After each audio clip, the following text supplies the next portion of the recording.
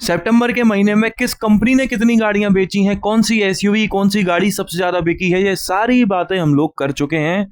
देख लेते हैं कि सितंबर में ऐसी कौन सी 20 गाड़ियां हैं जो ना के बरोबर बिकी हैं। 20th पोजीशन पर मैं मोगरा और गुलाब की माला से स्वागत करना चाहूंगा टाटा की टिगोर का। आप है ना किसी भी महीने का डेटा उठाकर देखोगे, आपको ये गाड़ी किसी लिस्ट में नजर नहीं आएगी, ना सबसे ज्यादा बिकने वाली गाड़ियों में, ना सबसे कम बिकने वाली गाड़ियों में। ये गाड़ी कहीं बीच में खोई रहती है। लेकिन इस बार इसकी सेल्स इतनी कम हुई है कि 20th लीस्ट सेलिंग कार बन गई है।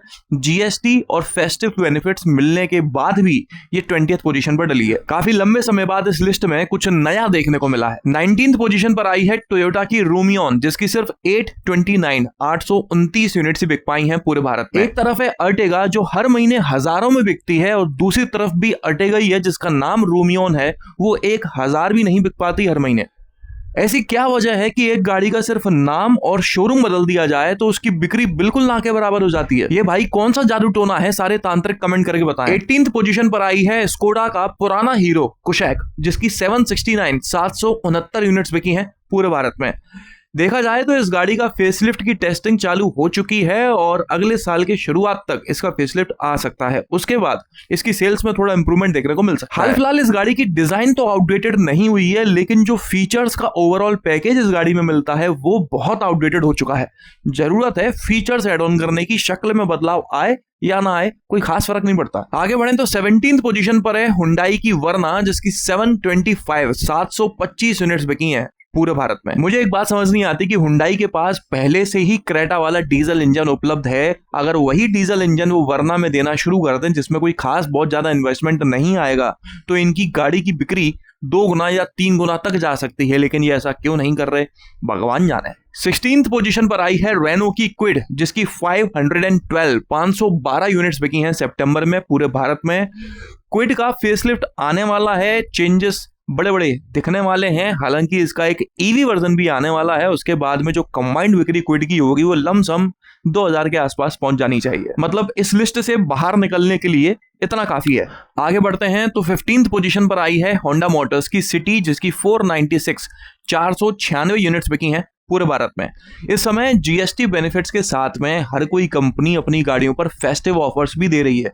वो सब होने के बाद में इन गाड़ियों की इतनी बिक्री हो पा रही है, आप जरा सोचकर देखो। 14th पोजीशन पर आई है किया मोटर्स की सायरोस, जिसकी 465 यूनिट्स बिकी हैं पूरे भारत में। मुझे समझ नहीं आता कि किया जैसी कंपनी, जिसकी पहली गाड़ी ने ही मार्केट हिलाकर रख दिया था, सेल्टॉस ने हर महीने 14-15 हजार बिकती थी, सोनेट ने मार्केट हिलाया अपनी सेगमेंट का, कैरेंस दनादन बिक रही है, टैक्सी में भी चल रही है काफी, लेकिन अचानक से इन्हें क्या हुआ कि ये सायरोस लॉन्च करते हैं और वो इतनी बुरी तरह फेल हो जाती है। जबकि इस गाड़ी के कुछ वेरिएंट्स काफी value for money package provide करते हैं, उसके बाद भी इतनी कम सेल्स आना समझ नहीं आता। 13th पोजीशन पर है सिट्रोन की सबसे ज्यादा बिकने वाली गाड़ी C3, जिसकी 448 यूनिट्स बिकी हैं सितंबर में पूरे भारत में। सिट्रोन की बेस्ट सेलिंग कार भी लीस्ट सेलिंग कार की लिस्ट में होती है, और लीस्ट सेलिंग कार तो है ही।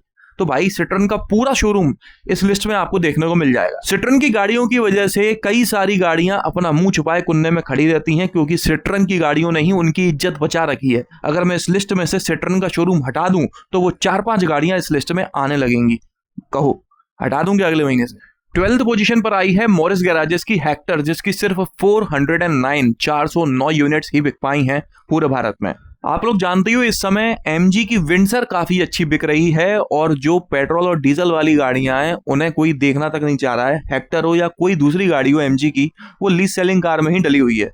असल में अगर आप हेक्टर खरीदना भी चाहते हैं तो ये गाड़ी सेगमेंट के हिसाब से आपको ओवर प्राइस नजर आती है। हैरियर इससे कम बजट में मिल जाती है, 7 सीटर सफारी इससे काफी कम बजट में मिल जाती है, तो कोई भी हेक्टर क्यों खरीदेगा। 11th पोजीशन पर है मारुति की जिम्नी, जिसकी 296 यूनिट्स बिकी हैं पूरे भारत में। आप लोगों को पता है कि सुजुकी की 2 गाड़ियां हैं, एक जिम्नी और इग्निस, ये दोनों ही ग्लोबल प्रोडक्ट है। मतलब सीना चौड़ा करके सुजुकी वालों ने एक दोनों गाड़ियों को लॉन्च करा था ग्लोबल मार्केट में, और दोनों ही इंडिया में फेल हो गई।